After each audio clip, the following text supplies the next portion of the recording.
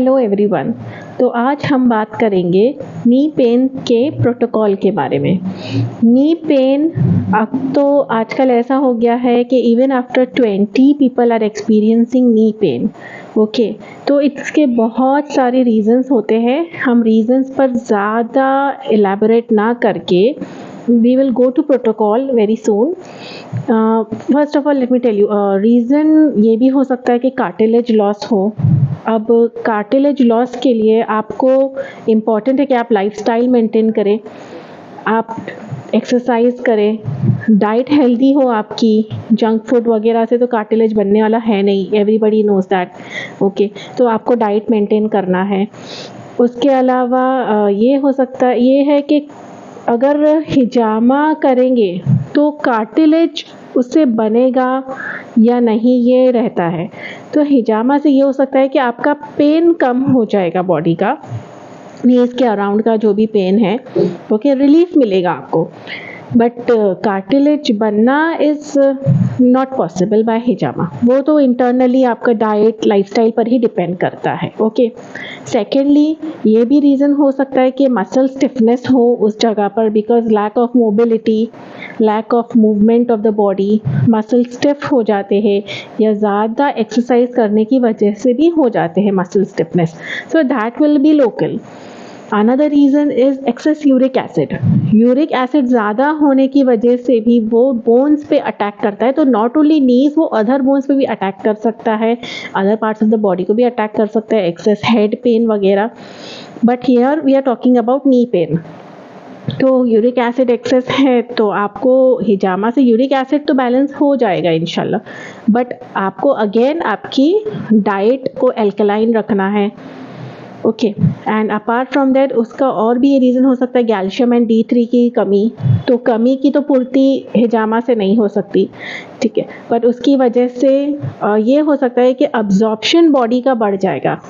तो even after हिजामा you have to take supplements, or you have to maintain a good and healthy diet which will give you more of calcium, D3, B12, other vitamins also.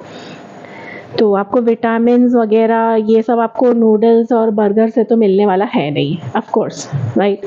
तो उसके लिए आपको healthy food जैसे मखाने हो गया, गोंद हो गया, and green vegetables, it is a very common knowledge, बस फॉलो किसी को करना नहीं, ठीक है।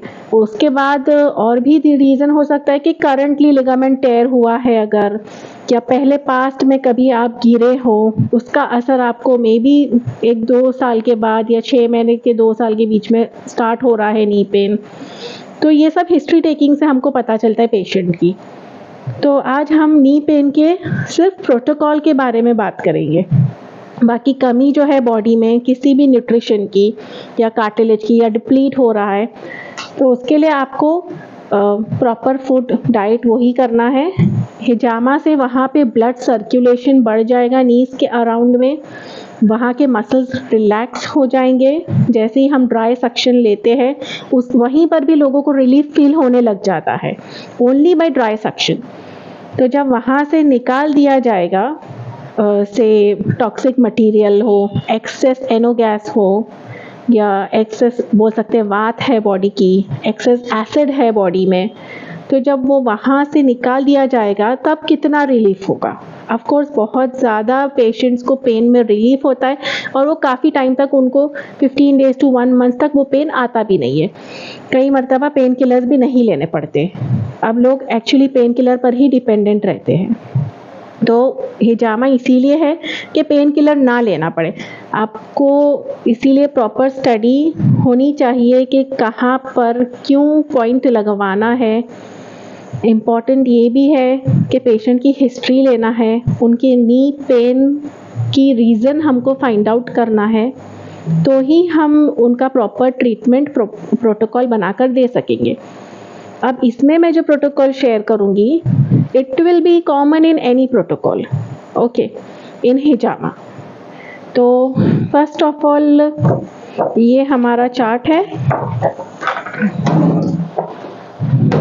बैक पॉइंट्स का, ओके। अब यहाँ पर पॉइंट नंबर 1 तो सबको पता है, इट्स वेरी कॉमन, ठीक है। उसके अलावा 11, 12 and 13 this is also very important.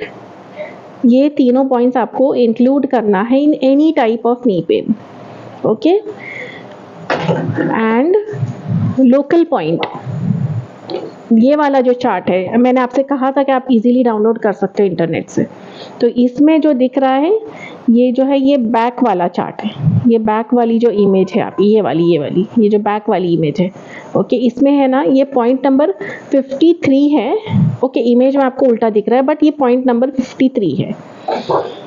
तो ये जो है 1, 11, 12, 13 एंड 53, ये पांचों पॉइंट्स आप किसी भी टाइप के नी पेन के लिए यूज़ कर सकते हो। आपके अपने प्रोटोकॉल में भी आप ऐड कर सकते हो, या ओनली ये करके भी आप पेशेंट से रिलीफ कितना हुआ है वो आप नेक्स्ट 2 to 7 डेज़ में पूछ सकते हो।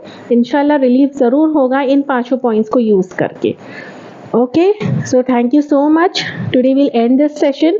दूसरे टाइप के हम जो भी है रीजंस वगैरह पे बाद में एलैबोरेट करेंगे। Okay, so thank you so much, bye. दुआ में याद रखना।